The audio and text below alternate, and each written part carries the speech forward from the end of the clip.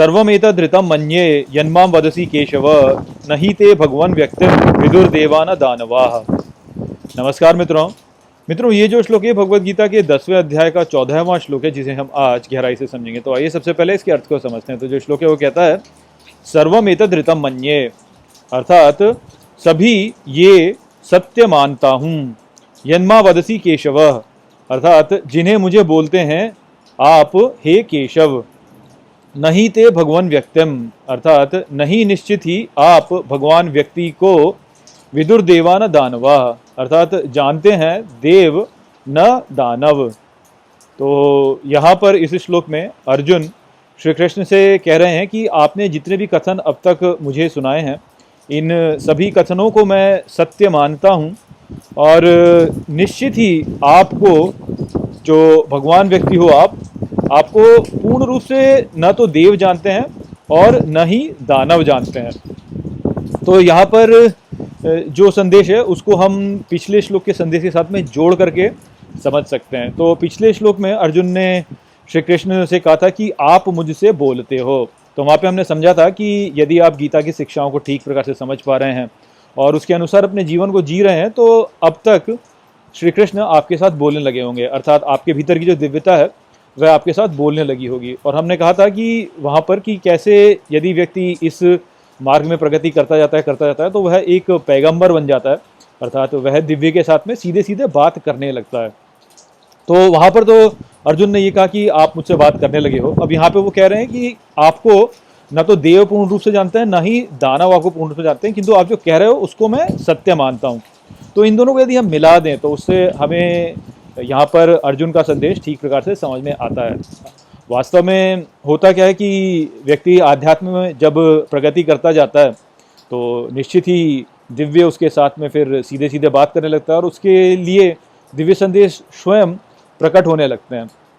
तो अब ये जो दिव्य संदेश उसे प्रकट होने लगते हैं वह सत्य होते हैं, और यही वास्तव में दिव्य रहस्य उद्घाटन है जो कि हमें सभी धार्मिक परंपराओं में देखने को मिलेगा कि किस प्रकार से हमारी परंपरा में ऋषियों को और दूसरी परंपराओं में पैगंबरों को दिव्य रहस्योद्घाटन हुए हैं, जहाँ पर कि उनको सीधे सीधे ईश्वर से संदेश आए हैं।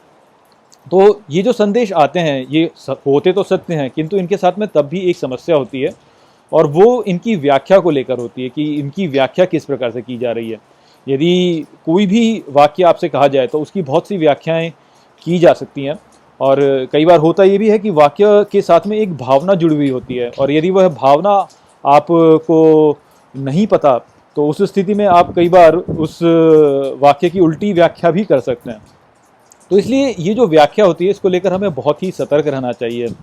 और यदि हम इतिहास को उठा के देखें तो हम निश्चित ही पाएंगे कि कितना सारा अनिष्ट इस संसार में किया गया है दिव्य रहस्योद्घाटनों को लेकर ही। और ऐसा इसीलिए हुआ है क्योंकि जो संदेश हमारे पास दिव्य से आया उसका जो अर्थ था उसका हमने अनर्थ कर दिया, हमने उसको उल्टे रूप में समझ लिया, और इस कारण से बहुत सी कुप्रथाएं समाजों में उत्पन्न हुई हैं, और उन कुप्रथाओं के कारण बहुत सारे मनुष्य ऐसे हैं जिन्होंने कि अपने जीवन में बहुत से कष्ट सहे हैं। तो ये जो समस्या होती है इसको लेकर कि यहाँ पर अर्जुन कह रहे हैं कि आप जो कहते हो वो सत्य है, किंतु आपको तब भी कोई पूर्ण रूप से जान नहीं सकता, देव और दानव कोई भी आपको पूर्ण रूप से जान नहीं सकता। अर्थात जो रहस्योद्घाटन आते हैं वो आते इस प्रकार से हैं कि वो किसी भाषा में आते हैं, किंतु हम क्योंकि सीमित हैं तो सीमित होकर के हम ईश्वर का पूर्ण भाव समझ नहीं पाते, क्योंकि ईश्वर तो अनंत है तो उसका जो सत्य होगा वो भी अनंत होगा, किंतु हम सीमित हैं। तो जब ईश्वर का संदेश हमारे लिए आता है तो वह उस संदेश के आने द्वारा ही सीमित हो जाता है। तो क्योंकि वो इस प्रकार से सीमित हो जाता है और आगे फिर उसकी व्याख्या जो होती है वह मनुष्यों को करनी होती है, और मनुष्य क्योंकि सीमित हैं, अनंत ज्ञान वाले नहीं हैं, तो इस कारण से वह और उस अर्थ का अनर्थ कर देते हैं।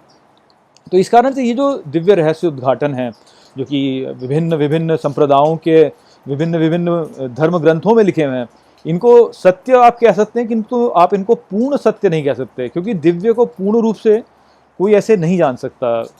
तो वो जो स्थिति है यह हमें समझनी चाहिए, और इसलिए हमें कभी भी वेदों को या दूसरे अन्य धर्म ग्रंथ हैं उनको पूर्ण सत्य नहीं मानना है। हमको उनको हमको उनको ऐसा सत्य मानना है जो कि सीमित हो गया, असीमित से आया है और सीमित हो गया है। तो इसीलिए श्री कृष्ण ने पहले भी समझाया कि वेद तो एक तालाब है, जबकि जो ज्ञान है वह समुद्र है। तो क्योंकि आप यदि समुद्र से जल लेके आएंगे और उसको भरेंगे तो वो जल जो है वास्तव में सत्य है, किंतु तब भी सीमित है, वो पूरा नहीं है। तो ये बात हमें ध्यान में रखनी चाहिए और इसी को लेकर के हमें ये समझना चाहिए कि जो हमारे धर्म ग्रंथ हैं उनमें जो बोला गया है वो सत्य तो है, किंतु उसमें पूर्णता नहीं है और समय अनुसार उसमें हमें जो व्याख्या हमको उसकी करनी होती है उसमें हमें संशोधन करना होता है, क्योंकि सब चीज़ें उसमें सम्मिलित हो नहीं सकती। अब यदि वेदों को देखा जाए तो वेदों में जो हुआ करता था और आज के समय जो प्रौद्योगिकी में विकास हो चुका है उन दोनों में बहुत अंतर है। तो आज के समय में जो स्थितियां हो रही हैं उनकी व्याख्या हमें आज के समय के अनुसार करनी होगी, उन सत्यों को ध्यान में रखते हुए। हम ये नहीं कह सकते कि यदि उन्होंने बोला कि जब आप रथ पे चलो तो हमको रथ ही मानना है उसको। आज के समय यदि हम गाड़ियों में जा रहे हैं तो गाड़ियों और रथ एक ही बात है। तो वो व्याख्या जो होती है उसमें समय अनुसार संशोधन की आवश्यकता होती है ताकि हम उन सत्यों को ठीक प्रकार से लागू कर पाएँ। तो यदि आप ये बोलते हैं कि कोई धर्मग्रंथ है वो पूर्ण रूप से सत्य है, तो ये बात ठीक नहीं है, क्योंकि दिव्य अनंत है और जो ग्रंथ है वह अनंत नहीं है। तो इस कारण से दिव्य ग्रंथ जो होते हैं उनकी व्याख्या समय अनुसार की जानी चाहिए ताकि हम सत्य के साथ में जुड़ रहे हैं। यदि हम ऐसा नहीं करेंगे तो हम असत्य में चले जाएंगे।